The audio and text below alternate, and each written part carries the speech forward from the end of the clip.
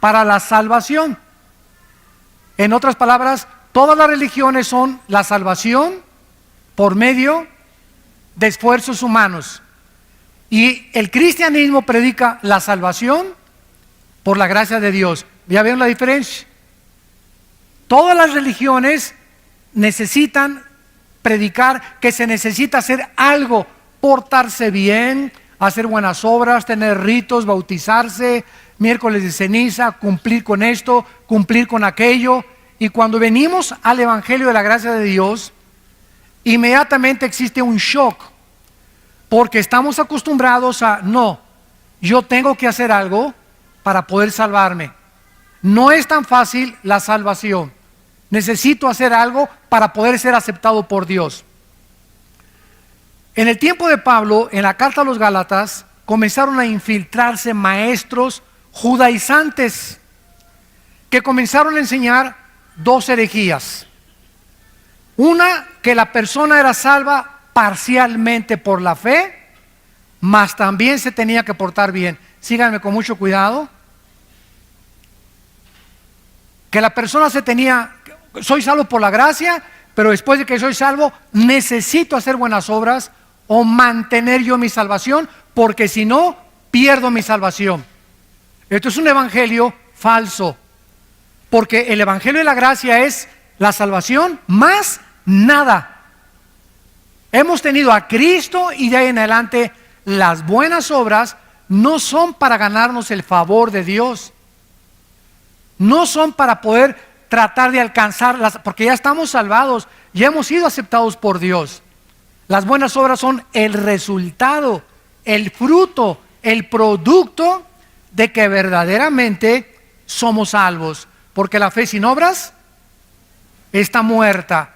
Pero yo no puedo decir, es que si hago alguna obra mala o algún pecado después de que me convertí, puedo perder la salvación. Y en segundo lugar, la otra herejía que se enseñaba era que una persona creía parcialmente ser salva por la fe y también parcialmente por sus esfuerzos. En otras palabras, una persona tenía que creer en Cristo, pero también bautizarse, cumplir con la circuncisión, seguir el Shabbat o el sábado, las fiestas judías, membresía de alguna iglesia, o que necesita el bautismo del Espíritu Santo, o que necesita todas estas cosas, santos de Dios.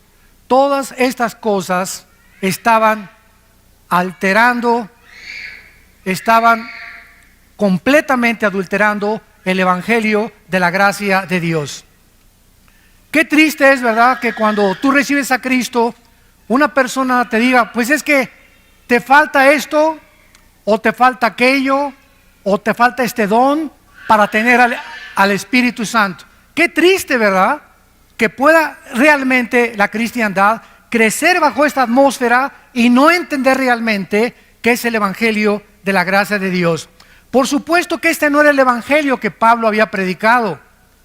El verdadero evangelio nos enseña que la salvación es únicamente por la fe, sin ninguna obra que se le pueda añadir, porque estamos completos en Cristo. Estamos completos en Cristo, dice Colosenses 2:10. No necesito ya nada más que crecer en la gracia. Después de que te conviertas, necesitas el desarrollo de tu crecimiento y se llama la santificación. Cuando nos convertimos fuimos justificados por la fe. Romanos 5:1. Dios te declara justo aunque no lo seas. Te acredita la justicia gracias al sacrificio de su Hijo en la cruz. Esto se llama la justificación. Número 2, ya que hemos sido justificados por la fe o salvados, viene la santificación. Dice 1 Pedro 1, sean santos porque yo soy santo. O sea, somos santos ante los ojos de Dios. Ahora dice Dios, vive con el carácter que es de Dios, que es la santidad. Ahora vive una vida diferente y apartada del pecado, lucha contra el pecado, guerrea contra el pecado, porque vamos a vivir toda la vida hasta que Cristo venga en una guerra mortal contra el pecado. Entonces la justificación nos justifica y ante Dios no somos jamás culpables. Cristo murió por los pecados pasados, presentes y futuros. Y si alguien dice, bueno, si no pierdo la salvación o Cristo pagó por todos mis pecados, puedo vivir como yo quiera. Espérame tantito. Si una persona expresa eso, no es salva. Porque una persona que recibe a Cristo ha conocido la gracia, la misericordia de Dios, que nos constriñe y nos mueve a comenzar a seguir a Cristo y a tratar de vivir una vida diferente con el poder del Espíritu Santo. Y después de la santificación sigue la glorificación. Cuando Él venga, Efesios 1, 13 y 14, nuestro cuerpo será resucitado. 1 Juan, seremos como Él es cuando Él venga. Ya no habrá enfermedades, ya no habrá nada. Porque entonces seremos como Cristo es, con un cuerpo glorificado como Cristo es. No dioses, pero tendremos el cuerpo que Cristo tuvo cuando Él resucitó. Dice Efesios 1:3 que toda bendición espiritual nos ha sido dada, está en pasado. Hemos sido bendecidos con toda bendición espiritual en los lugares celestiales en Cristo. En otras palabras, cuando alguien te dice Dios te bendice, es porque ya te bendijo, porque ya las tenemos. No, Dios me va a bendecir la semana pasada con una casa. Dios me va a bendecir. Todas estas bendiciones ya las tenemos en el cielo, hay que bajarlas. Dios nos dice a los papás, yo te bendigo y tu generación será bendita. Yo sé que mis hijos serán benditos. Y puedes tener un hijo que no camina con el Señor, o una hija que no camina con el Señor ahorita, pero la Biblia dice que Dios ya bendijo a tus hijos porque tu generación será bendita. ¿Qué tienes que hacer? Seguir orando por ellos hasta que veas la promesa cumplida. 2, darles ejemplo, porque si no hay un ejemplo, la promesa no viene. Entonces tenemos que entender esto, que necesitamos caminar con Dios para poder, es como un cheque que nos deja Dios al portador. Lo único que tengo que es llenarlo, ir al banco y cobrarlo. Todo el dinero de mi papá me lo dejó en el banco. Solamente tengo que ir al banco y decirle, este dinero es mío, dénmelo. Todas las bendiciones están en el cielo y a Dios nos las dejó en el banco celestial. Ahora tenemos que bajarlas, pero está estipulado en el testamento que Cristo hizo, ¿verdad? Que estas bendiciones son apropiadas por medio de la fe. No se puede merecer la salvación, no se puede ganar la salvación. Somos salvados por la gracia y por el sacrificio de Jesucristo. Pablo visita en su primer viaje misionero a la iglesia de Galacia, Hechos capítulo 18, 22 y 23, y le fue prohibido por el Espíritu Santo predicar en Galacia. Era una región que se encuentra actualmente en el Asia Menor. Y esta carta a los Gálatas se considera teológicamente como la carta magna de la iglesia, porque Dios ha usado este mensaje para sacudir al mundo en varios o tal vez en casi todos los avivamientos del pasado. El gran despertamiento espiritual de la Reforma, cuando Martín Lutero leyó la carta a los Gálatas, incendió su corazón y entendió que la salvación es únicamente por la gracia de Dios. Cuando Juan Wesley, que creía que se perdía la salvación, leyó la carta a los Gálatas, pudo tener paz en su vida cuando escuchó un sermón basado en esta carta a los Gálatas. Vamos pues a comenzar a ver esta maravillosa carta y analizarla y darnos cuenta de qué forma el evangelio equivocado estaba infiltrando esta iglesia. Dice el versículo 6 al versículo 9. Capítulo 1 de Gálatas, del 6 al 9. Dice el apóstol Pablo, estoy maravillado, sorprendido, estaba asombrado Pablo, que tan pronto se hayan alejado, santos de Dios. Qué fácil es alejarnos de la gracia de Dios por la influencia de falsos maestros, cuando no tenemos la responsabilidad de discipularnos y estudiar la Biblia entre semana. Se sorprende Pablo que esta iglesia que fundó, así en cuanto se fue Pablo, entraron los lobos, rapaces, judaizantes, a la iglesia a comenzar a adulterar, a agregarle algo a la obra perfecta de Cristo en la cruz. Estoy maravillado de que tan pronto se hayan alejado del que los llamó por la gracia de Cristo para seguir un evangelio diferente, o sea, de otra clase. Pablo dice, esto no es lo que yo les prediqué. Ustedes están siguiendo otro camino equivocado. Este no es el evangelio de la gracia de Cristo. No que haya otro, dice Pablo, porque es el evangelio de Cristo, el de la gracia, sino que hay algunos que los perturban y quieren pervertir el evangelio de Cristo. Pero si aún nosotros, Pablo se considera a sí mismo que si él mismo el año que entra regresara y les predicara otra cosa que los que le predicó el antepasado, que no lo creyeran. Ni yo mismo puedo cambiar el evangelio de Cristo. El evangelio que les prediqué es el único que puede permanecer. Y si yo regreso a predicarles otro evangelio diferente del que les prediqué, yo mismo vengo a ser condenado por Dios. O si un ángel, dice Pablo, y llega un ángel en la noche y te sacude los pies y te dice, pues este es el evangelio, dice Dios esto y esto y el otro, y lo que te anuncia el ángel o el marciano o el extraterrestre o la aparición o el misticismo o lo que haya sido, cualquier cosa sobrenatural que contradiga el evangelio de la gracia de Cristo, es un perverso, es un falso profeta, es un falso maestro, es un falso apóstol. Así nacen las sectas. Los mormones, por ejemplo. ¿Qué es el mormonismo? Un hombre llamado en el siglo XIX, a fines del siglo XIX, José Smith. Se le apareció un ángel y dijo que se llamaba Moroni. El ángel le dijo, vete a un monte y vas a encontrar unas tablas escritas en egipcio cuneiforme. Traduce esas tablas y de ahí salió el libro famoso del Mormón. Pero el ángel también le dijo, ¿sabes qué, Pepino? Tu esposa no es la única, puedes tener 7, 8, 9 más. Bueno, imagínense ustedes, ¿verdad? Si yo llego mañana a la casa de ustedes y le digo a mi esposa, ¿qué crees? Se me apareció un ángel. Ah, sí, mi amor, ¿y qué te dijo? Que tú no eres la única. Ya no vuelvo a dormir en mi casa.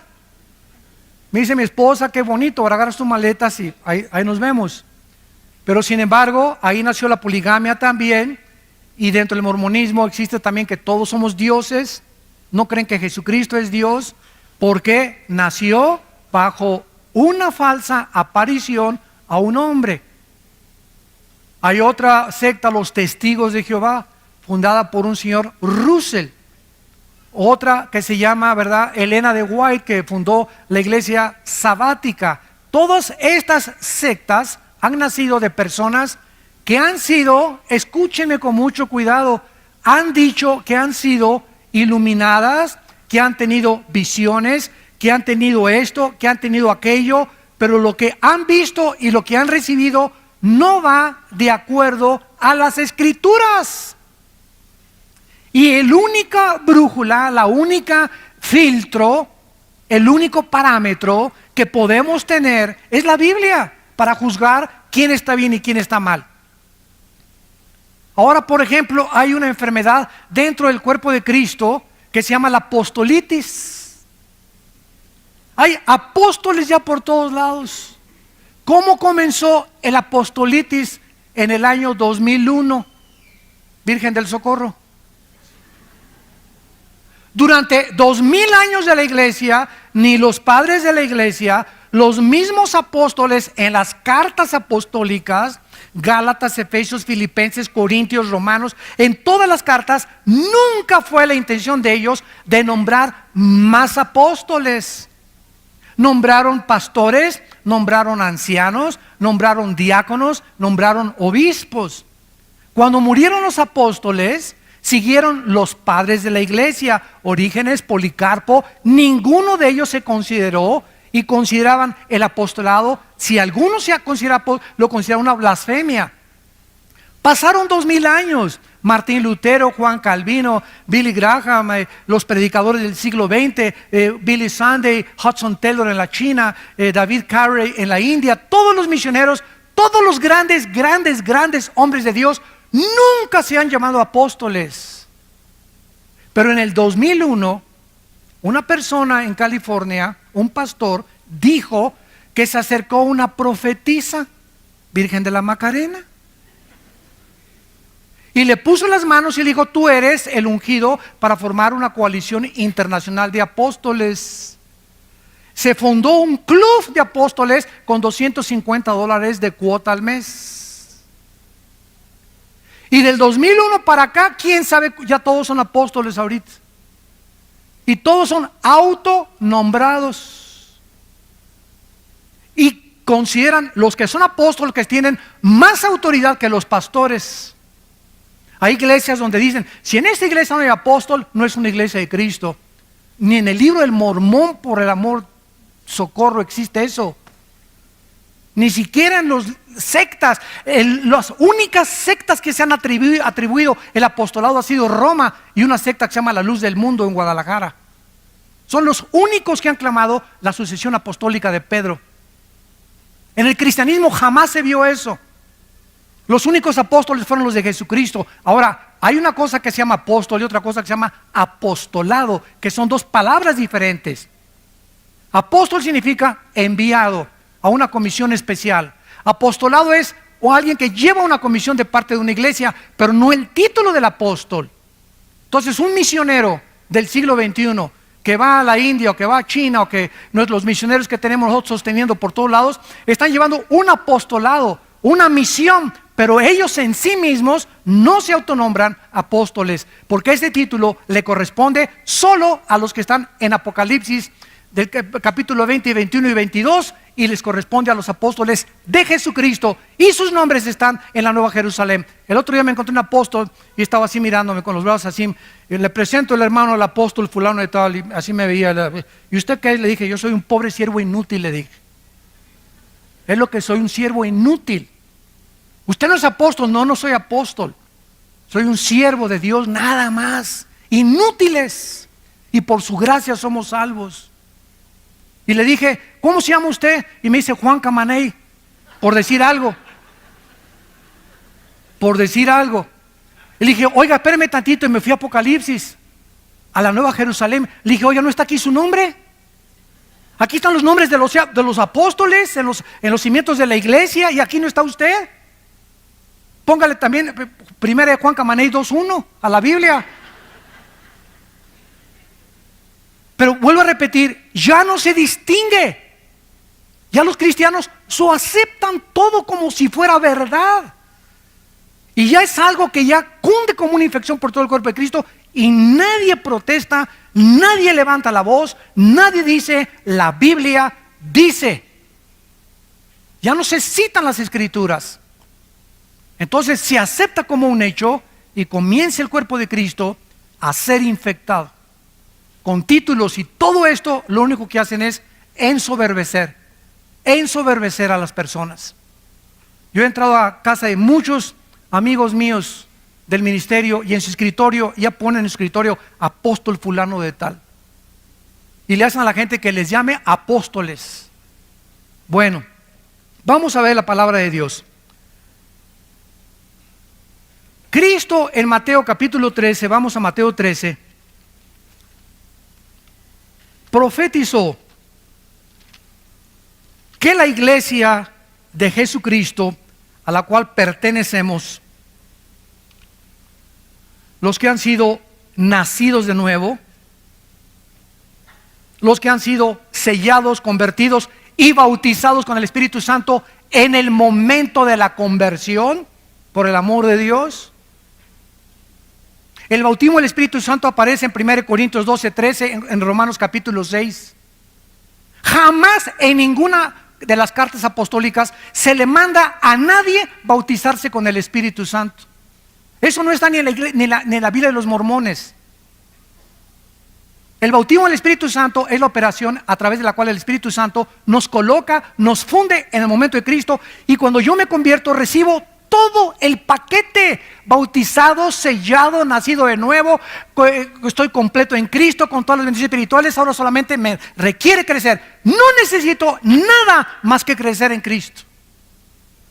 Nada más que crecer en Cristo. Ya la iglesia está dividida: los que tienen el bautismo del Espíritu Santo, los que no lo tienen. Los que no lo tienen están a la mitad. Los que lo tienen están completos. Y como no lo tienen, y como no muchos saben, y eso, ¿qué es eso con qué se come? Pásenle aquí a recibir el bautismo del Espíritu Santo. Ahora se invita a la gente a que pasen a recibir el bautismo del Espíritu Santo. Y la gente no sabe ni lo que está haciendo, ni qué es el bautismo del Espíritu Santo. Se nos manda en Efesios ser llenos del Espíritu Santo, que es muy diferente. Pero imagínense cristianos incompletos. A ver, esta fila son los que ya nacieron de nuevo, ya fueron sellados con el Espíritu Santo, ya pertenecen al reino de Dios, pero no tienen el bautismo del Espíritu Santo. Y estos son los que tienen el Espíritu Santo porque hablan en lenguas, porque cayeron al suelo y se revolcaron como pepita en comal en el suelo cuando se cayeron. Entonces la iglesia ya está dividida: los que lo tienen, los que no lo tienen. Los que no lo tienen están incompletos, les falta algo. Espérame tantito, esto es una herejía. No nos falta nada. Estamos completos. Colosenses 2:10 en Cristo.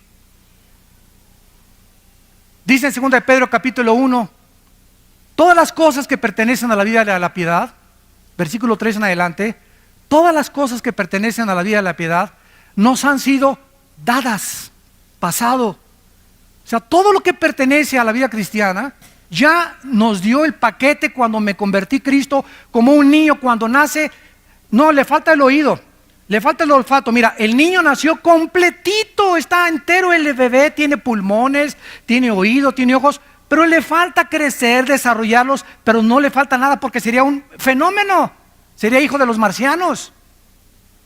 Entonces cuando nacemos de nuevo, nacemos completitos, no nos falta nada. Tenemos todo lo que Dios nos ha querido dar. Los dones me los dio Dios. No llega alguien, me pone las manos y me da los dones.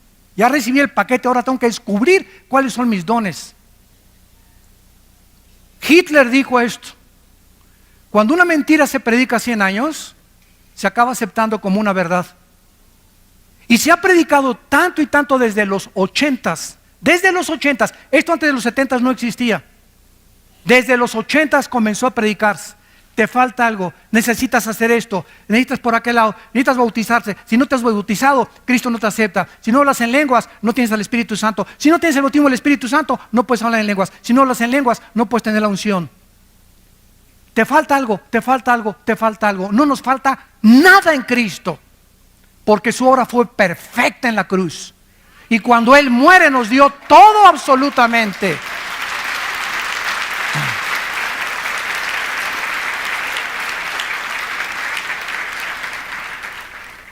Cristo nos advierte en Mateo 13, versículo 24, le refirió otra parábola diciendo: el reino de los cielos es semejante a un hombre que salió y sembró buena semilla en su campo. Pero mientras dormían los hombres, vino su enemigo y sembró cizaña entre el trigo y se fue. Cuando salió la hierba y dio fruto, entonces apareció también la cizaña. Vinieron entonces los siervos del padre de familia y le dijeron: Señor, ¿no sembraste buena semilla en tu campo? ¿De dónde pues tienes cizaña? Él les dijo: un enemigo ha hecho esto. Escuchen, un enemigo ha hecho esto. Y los siervos le dijeron: ¿quieres pues que vayamos y la arranquemos? Él les dijo: no sea que arrancar la cizaña, arranquen también con ella el trigo. Dejen crecer juntamente lo uno y lo otro hasta cuando, hasta la siega, hasta que Él regrese. Y al tiempo de la siega, yo diré a los segadores, o sea, en este caso serán los ángeles: recojan primero la cizaña, átenla en manojos para quemarla, pero recojan el trigo en mi granero. Y en el versículo 36 del mismo capítulo dice: despedida a la gente, entró Jesús en la casa y acercándose a él sus discípulos le dijeron: explícanos la parábola de la cizaña y del campo. O sea, ¿qué nos quieres decir con que el enemigo llegó y sembró la cizaña? ¿Qué es todo esto? Respondiendo él les dijo: el que siembra la buena cizaña es el Hijo del Hombre. El campo es el mundo. La buena cizaña son los hijos del reino. La cizaña, ¿quiénes son? Los hijos del malo. El enemigo que la sembró es el diablo.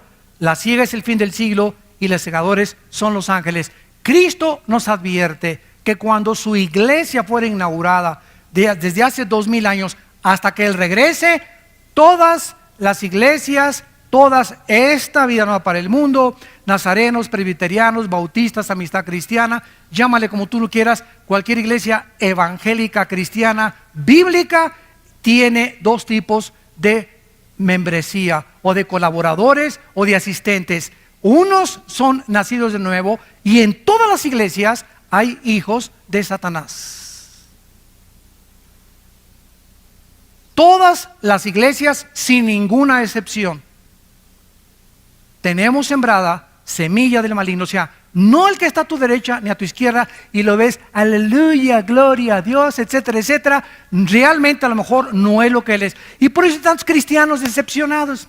Ay, ¿se acuerda usted del hermano Pancho Camaney? Sí, me acuerdo. Pues viva la iglesia y todo, y anda ahí de borracho. Pues no, que el cristianismo, ¿sabes una cosa? No, salieron de nosotros, pero no eran de nosotros, porque si hubieran sido de nosotros, hubieran permanecido con nosotros. Salieron para que se manifestara que no todos son de nosotros. Primero de Juan capítulo 2. Segunda de Pedro capítulo 2, les ha pasado lo que al perro y lo que al puerco. El perro, cuando vomita, se come el vómito. Y al puerco sacas a Piggy y lo metes con champú y lo lavas y comienza y le echas Chanel. ¿Y qué hace el puerco? Chun, chun, chun, chun, se regresa al lodo. ¿Por qué el perro se come su vómito? ¿Por qué? Pues porque es perro. Por el amor de Dios, no es gato, ni tigre, ni jirafa. Es su naturaleza. ¿Por qué el puerquito, aunque lo laves y le eches Chanel, le gusta el lodo? Porque es la naturaleza de los puerquitos. ¿Qué está diciendo el apóstol Pedro? Que esas personas que regresan ahí, su naturaleza nunca fue cambiada. Por eso regresaron al lodo. Nunca fueron, no perdieron la salvación, nunca estuvieron con nosotros como Judas. Judas desayunó, comió, cenó, viajó con Cristo, y Judas nunca fue salvo. Lo dice Juan 13, Juan 17. Que era hijo del maligno, era el hijo de perdición, el hijo de pecado. Nunca Judas tuvo la salvación, jamás la perdió porque nunca lo tuvo. Cristo oró claramente por sus discípulos, jamás oró por Judas, porque sabía que era hijo del maligno, era la cizaña. Y si Cristo tuvo una cizaña en el grupo que lo siguió, imagínense las demás iglesias. Entonces, no te decepciones por aquellos cristianos que hacen faltas, que caen al suelo. Ahora bien, es muy importante esto. Esto no significa que un cristiano nunca va a caer, pero sí significa que si cayó, de las orejas lo regresa Cristo al rebaño. Porque Dios dice, Romanos 12, Hebreos 12, al que ama, pao, pao, pao. Dios al que ama le da cuero, al que ama disciplina. Y si tú eres un cristiano que conoces a alguien que ya tiene 2 o 3 años, allá otra vez en el mundo, nunca fue cristiano, aunque salió de nosotros, nunca fue sellado con el Espíritu, nunca nació de nuevo, oyó el Evangelio, oyó a Cristo, pero jamás se salvó. Y por eso jamás regresó tampoco. Pero vamos a oír de muchos cristianos que cayeron y ya regresaron al rebaño. Y el hermano cayó en la borrachera 6 meses y le fue como en feria, porque era hijo de Dios. Pero si no te disciplina Dios, no eres hijo de Dios. Entonces hay 2 tipos de apóstatas. El apóstata, la palabra apóstata significa salirse del camino. Hay cristianos que se brincan el rebaño, como el cuento del pastor. Había una oveja que se brincaba el rebaño una vez y ahí iba el pastor por ella. 2 veces y fue por ella, porque el pastor busca sus ovejas. Y la tercera vez el pastor dijo, le voy a romper una pierna para que ya no se vuelva a brincar. Prefiero que ande coja dentro del rebaño a con las 4 patas y se la come el lobo. Entonces muchas veces Dios tiene a muchos cristianos que meterlos bajo una disciplina física, que te suceda un accidente tremendo, que pierdas un ojo, que pierdas una pierna, un ataque al corazón, alguna enfermedad, que pierdas el trabajo, una crisis moral, para que te haga reaccionar que no podemos hacer nada sin Él. Somos tercos, tercos, tercos de corazón. Pero como somos hijos, Dios dice, nunca te dejaré ni te desampararé. Pero mientras no entiendas, te va a ir como en feria en tu vida.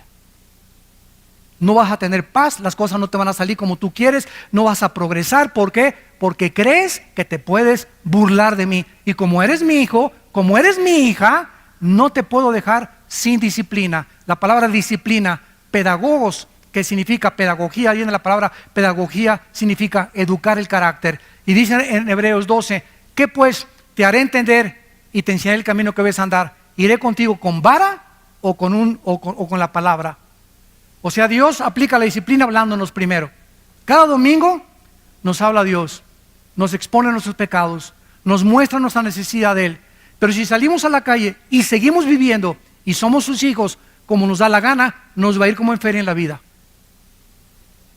Cristo dijo, prefiero que entres manco, tuerto, cojo al cielo, que entres entero y te quemes en el infierno. Ahora vayamos a Hechos capítulo 20 y veamos al apóstol Pablo. Cuando Pablo se fue de la iglesia de Éfeso, les hizo la misma advertencia de Cristo con más claridad, porque ya la iglesia estaba formada. Hechos capítulo 20, versículo 29. Porque yo sé, o sea, Pablo estaba absolutamente seguro, sin ninguna duda alguna, yo sé que después de mi partida, esta es la importancia del pastoreo.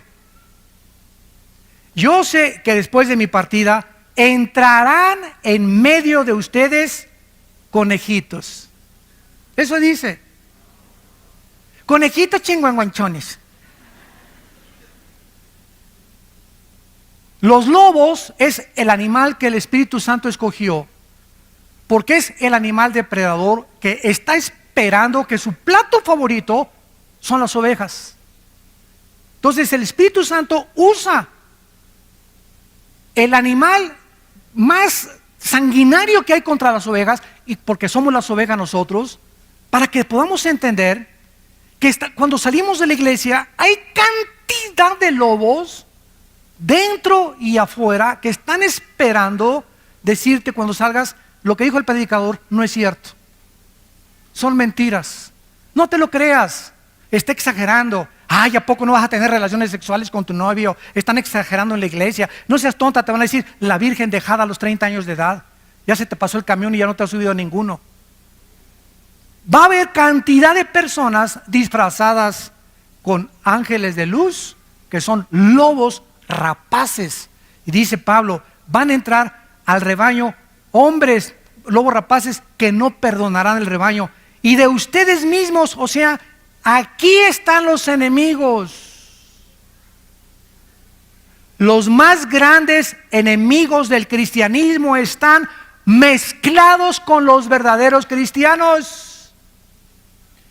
Porque es la forma de hacer más daño al enemigo. Cuando el enemigo en la Segunda Guerra Mundial mandó personas a Rusia, cuando los alemanes mandaron espías a Rusia, o cuando Estados Unidos mandó espías a Alemania, iban disfrazados de alemanes, infiltrados en las filas de los nazis para que pudieran detectar lo que decían y transmitírselo a Estados Unidos. Los espías son las personas más preparadas de cualquier nación. Y así es exactamente en el mundo espiritual, es exactamente lo mismo. Van a entrar hombres perversos que hablen cosas perversas para arrastrar a los discípulos fuera del rebaño. Vamos a 1 de Pedro ahora, capítulo 2.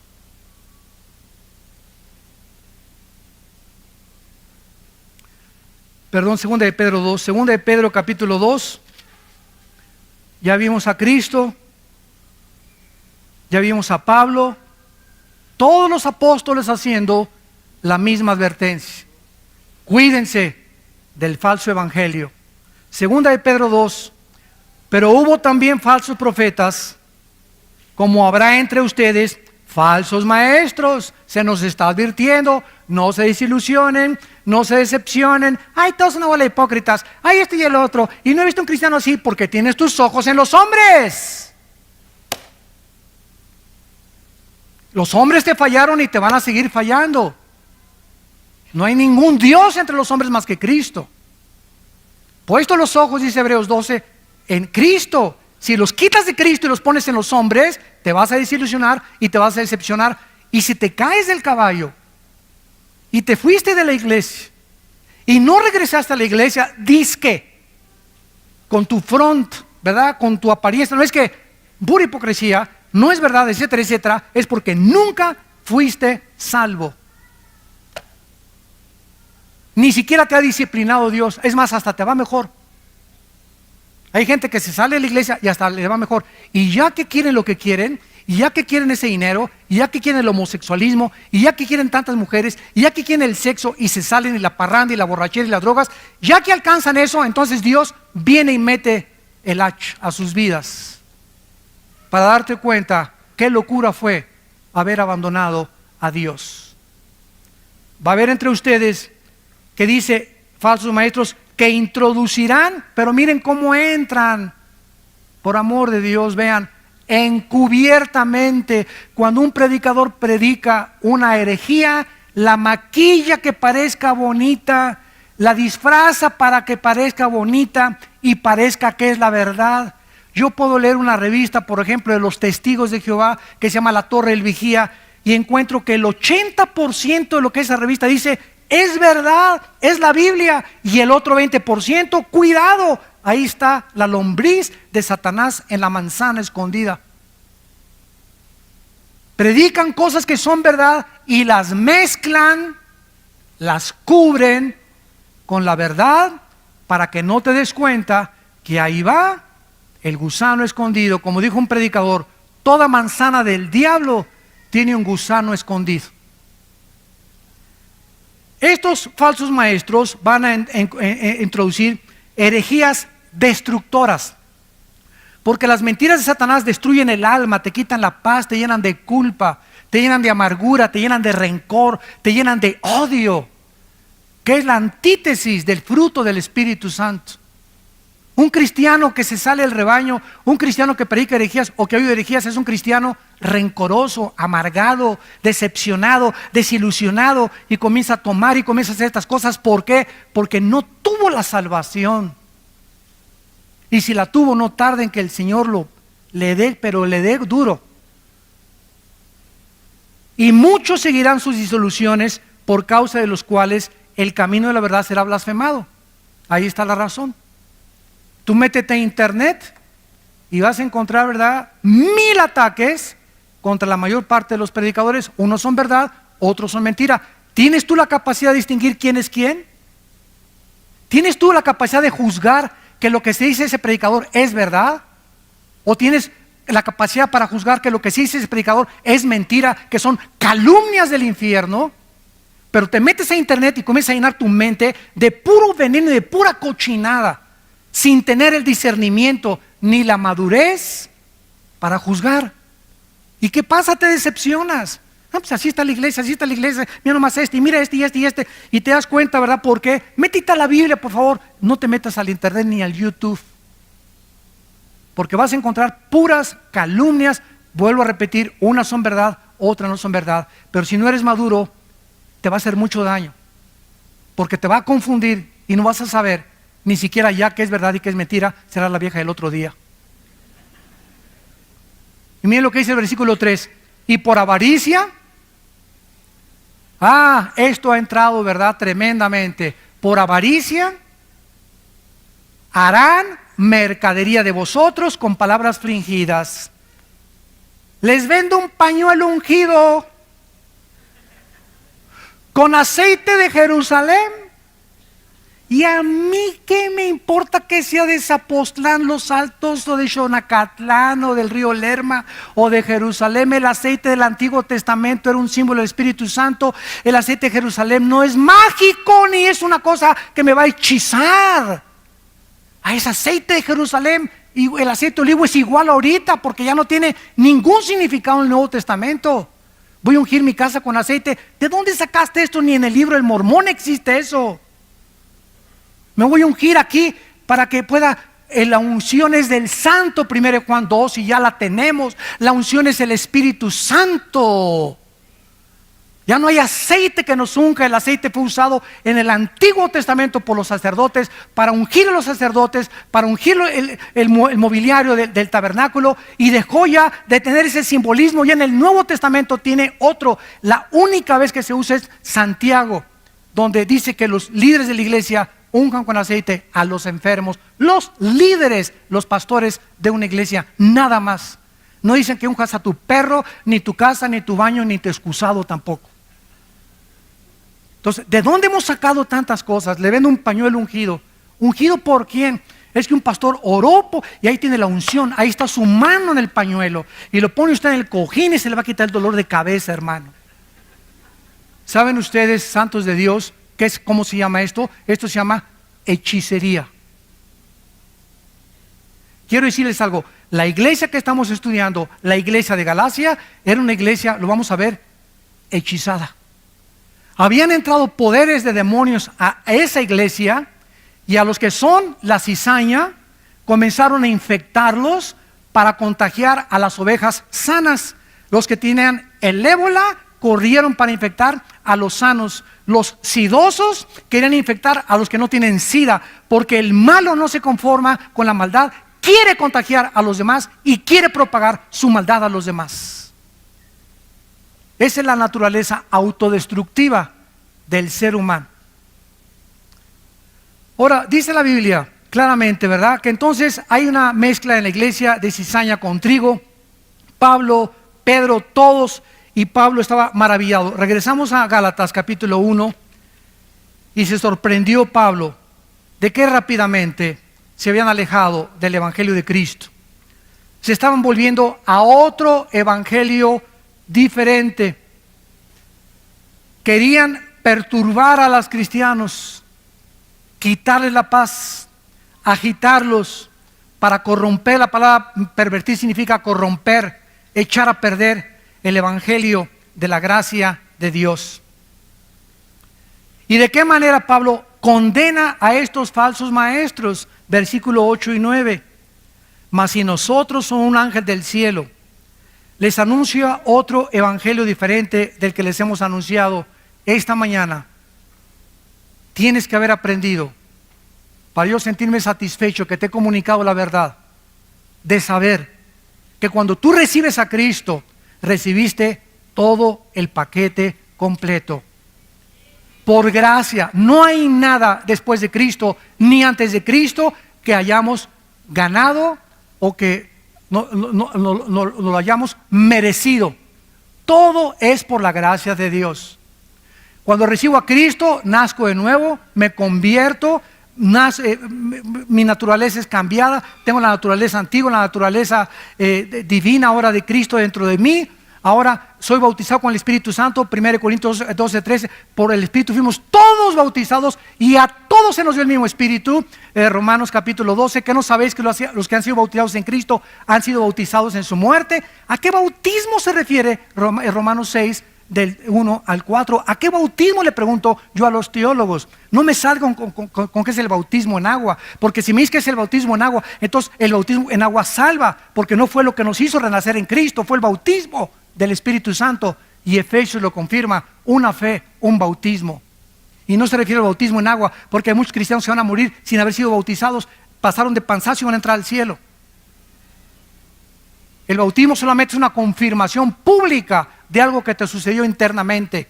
Pero la Biblia habla de una sola fe, un solo bautismo. Y ese único bautismo es el bautismo con el Espíritu. Nos colocó, nos fundió, nos amalgamó, nos hizo uno con el cuerpo de Cristo.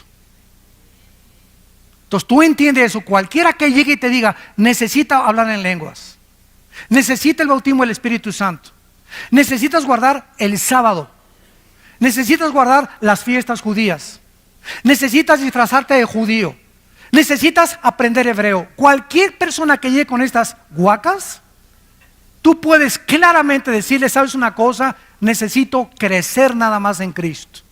Todas las demás cosas me han sido dadas por su divino poder, mediante el conocimiento de aquel que nos llamó, de su gracia y de su suficiencia. Dice Pablo: cualquier persona que trate de predicarles otro evangelio, versículo 9, sea anatema. esta es una de las condenaciones más grandes que existen en la Biblia. Es una de las más solemnes advertencias en todo el Nuevo Testamento. ¿A quién se le da esta maldición? A los falsos maestros.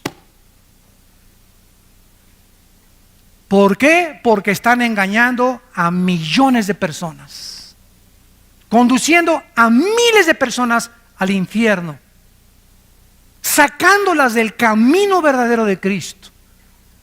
¿Y saben ustedes cuáles son los motivos de la mayor parte de estos falsos maestros?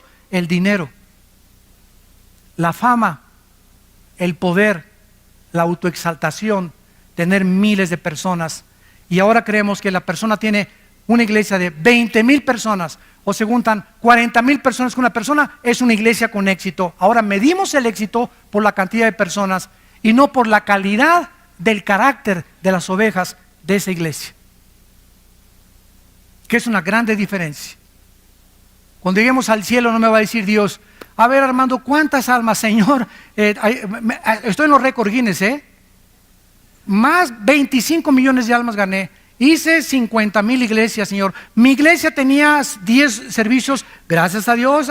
Qué bueno, muchachito. Nada de eso es malo, ¿verdad? Bueno, muchachito, está bueno, muchachito. Pero ¿sabes una cosa? Pero tengo contra ti que has perdido tu primer amor. Hiciste muchas obras, muy buenas obras, pero solo una pregunta nos hará Jesús al entrar al cielo. Nunca nos va a preguntar las buenas obras que hicimos, porque las buenas obras que hicimos, o todo lo que alcanzamos y el éxito que logramos y doctorados y todo, estuvo bien, o sea, no estuvo mal, pero eso no es lo principal. Cristo me va a preguntar, al llegar al cielo, ¿cuánto del carácter de Cristo tienes? Dios nos va a preguntar, ¿cuánto del carácter de mi Hijo Jesús tienes?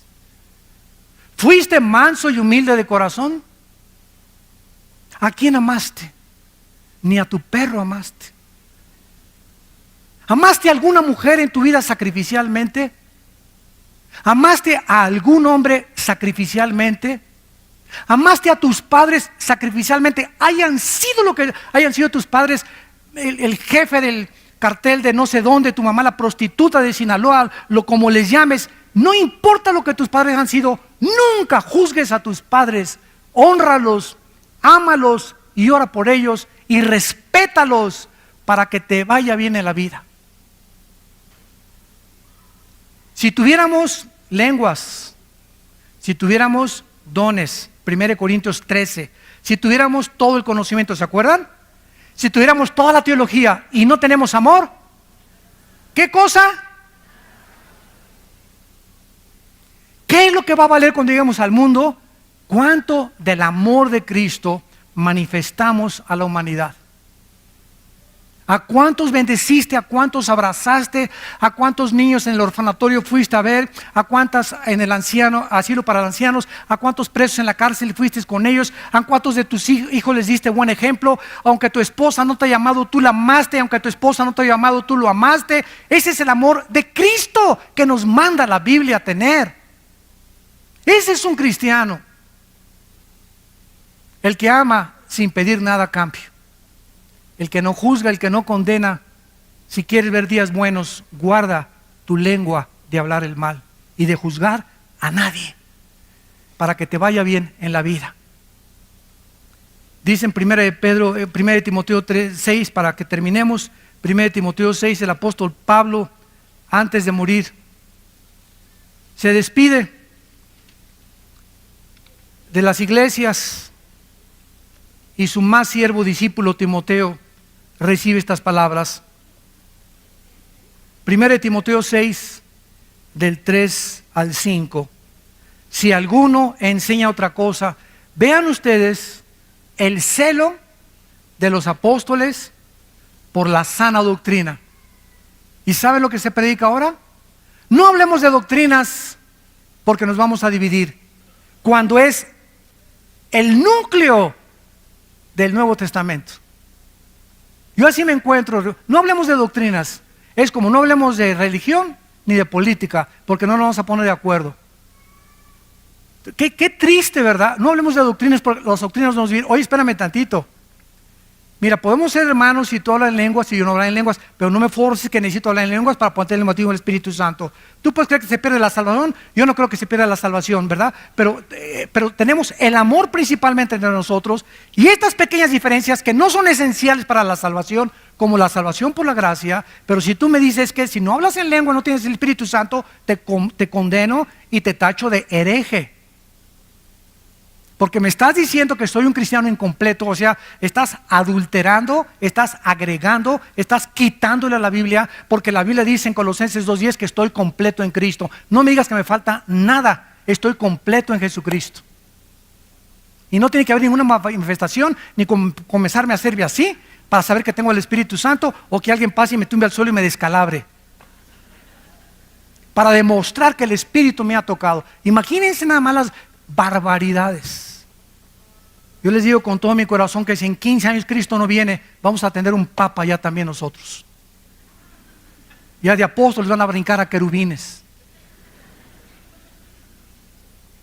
Si alguno enseña otra cosa y no se conforma a las sanas palabras de nuestro Señor Jesucristo que están aquí en la Biblia y a la doctrina que es conforme a la piedad, está envanecido, nada sabe, delira acerca de cuestiones, contiendas de palabras, y de las cuales nacen envidias, pleitos, blasfemias, malas sospechas, disputas necias de hombres, corruptos de entendimiento,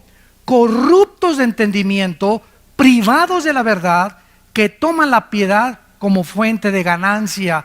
Apártate de los tales. Padre, te damos gracias por tu palabra en esta tarde. Gracias, Señor, porque no podemos enseñar ninguna otra cosa más que lo que está escrito en tu palabra. Te damos gracias porque en el momento en que pusimos nuestra fe en la obra perfecta, eterna, incomparable de Cristo en la cruz, this fragile feeling, a constant ache in my chest, like a glass heart beating, longing for a place to rest. Tired of masks, curated facades we show, yearning for a connection, someone to truly know.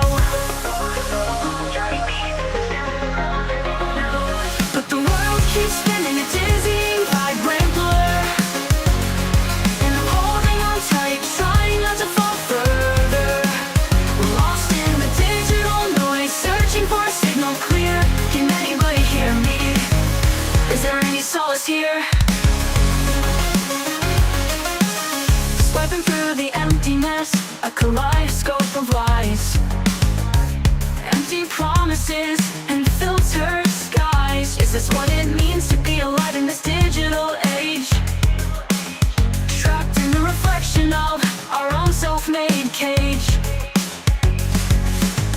This fragile feeling, a constant ache in my chest, like a glass heart beating, longing for a place to rest. Tired of masks, curated facades we show, yearning for a connection, someone to truly know.